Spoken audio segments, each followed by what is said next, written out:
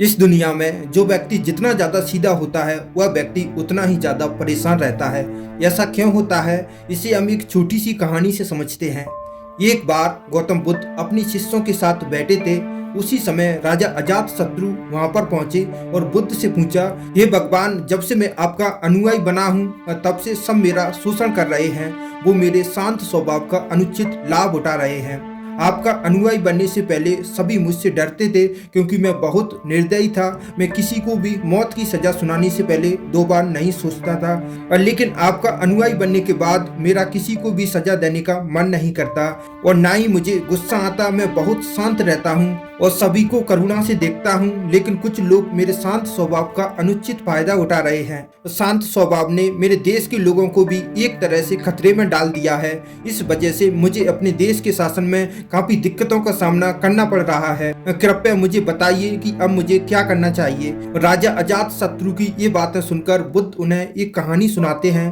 एक बार एक बड़े पेड़ के नीचे बिल में एक जहरीला सांप रहता था और उसके काटने के कारण कई लोगों की मौत हो गई थी। सांप के डर के कारण लोग उस पेड़ के पास जाने से डरते थे।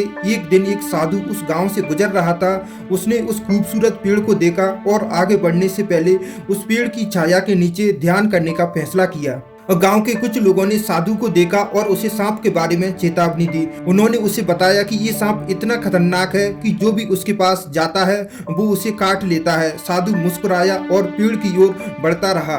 फिर गांव वाले वहां से चले गए। जैसे ही साधु ध्यान करने बैठा, सांप गुस्से में अपने बिल से बाहर आया और साधु को काटने के लिए तैयार हो गया। साधु ने सांप की आंखों में देखकर एक मंत्र पढ़ा और अचानक से सांप ने बातचीत करनी शुरू कर दी। सांप ने साधु से कहा, क्या तुम्हें मुझसे डर नहीं लगता? क्या तुम्हें पता नहीं है यह इलाका मेरा है और कोई भी यहाँ आने की हिम्मत नहीं करता? साधु ने करुणा के साथ कहा, मेरे दोस्त, इसमें डरने की क्या बात है? मैं तो किसी चीज से नहीं डरता, ना ही मैं जीने की इच्छा रखता हूँ। फिर मैं तुमसे क्यों डरूं? असल में तुम डरते हो कि कोई मार ना दे, इसीलिए तुम दूसरों को काटते हो। साधु की यह बात सुनकर सांप हैरान रह गया।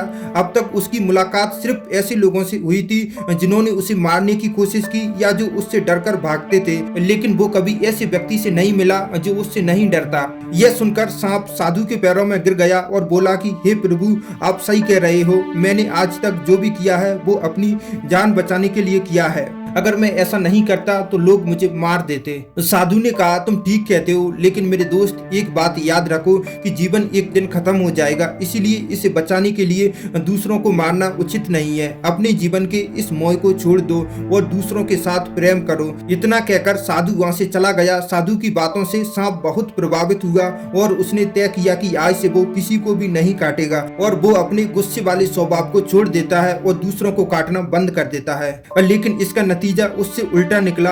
जब लोगों ने देखा कि सांप ने दूसरों को काटना बंद कर दिया है, अब वो उसका अनुचित लाभ उठाने लगे। जो उससे डरते थे, उससे दूर भागते थे, वो अब उसे पकड़ने लगे। अब लोग उसे चिढ़ाने लगे, खरोंचने लगे और चोट पहुंचाने लगे। अब सांप हमेशा जख्मी और घायल रहता था।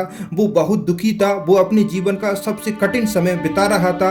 एक दिन वो साधु फिर उस गांव में आया और उसी पेड़ के नीचे बैठ गया। तभी उसकी नजर उस सांप पर पड़ी। उसे ऐसी दाहिनी स्थिति में देखकर साधु बहुत हैरान हुआ। उसने सांप से पूछा, मेरे दोस्त, तुम्हारी इतनी बुरी हालत किसने की है? किसने तुम्हें इतना घायल किया? सांप ने जवाब दिया, ये प्रभु, आपने मुझसे अपने गुस्सैल स्वभाव को छोड़ने और दूसरों को ना काटने के लिए कहा था। जब से मैंने अपना हिंसक स्वभाव छोड़ा है और शांति को अपनाया है, तब से लोग मेरे साथ दुर्व्यवहार करने लगे हैं और मुझसे कोई डरता नहीं है और आकर मुझे चोट पहुंचाते हैं और मुझे दयनीय हालात में छोड़कर चले जाते हैं। मेरे दोस्त, मुझे लगता है कि तुमने मेरे उपदेश का गलत अर्थ निकाला है।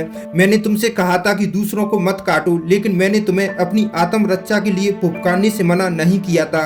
राजा अजातशत्रु को ये कहानी सुनाने के बाद बुद्ध ने उनसे पूछा, राजन, तुम्हें इस कहानी से क्या समझ में आया? क्या तुम भी मेरे उपदेश को उस सांप की तरह गलत तरीके से ले रहे हो? मैंने तुमसे कहा था कि अपने क्रूर स्वभाव को छोड़ दो, लेकिन मैंने तुम्हें अपने राजा के कर्तव्यों को छोड़ने के लिए नहीं कहा था।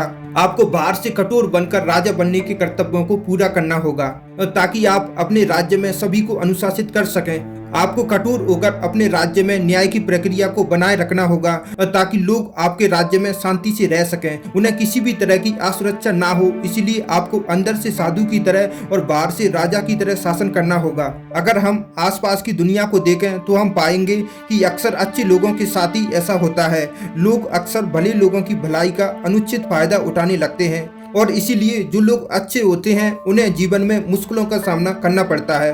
उन्हें समझना चाहिए कि कभी कभी लोग आपकी अच्छाई का गलत फायदा उठाने लगते हैं। ऐसे लोगों को सीमा में रखने के लिए आपको परिस्थितियों के अनुसार व्यवहार करना चाहिए। अगर आपको चीजों को अनुशासन में रखने के लिए गुस्सा करना पड़े तो आपको गुस्सा करना चाहिए।